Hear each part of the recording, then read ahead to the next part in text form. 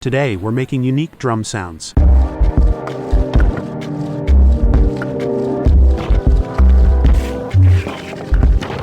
Take a field recording.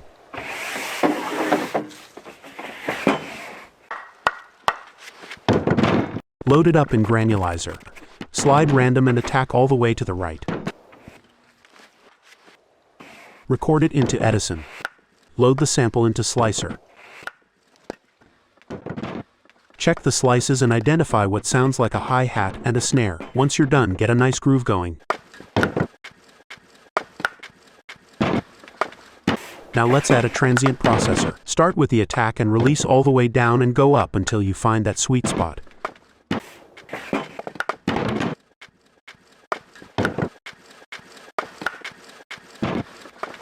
Bonus points for adding tape simulation. Sounds a bit housey, so we'll go with that. Add a kick, bass, and slap some chords on it.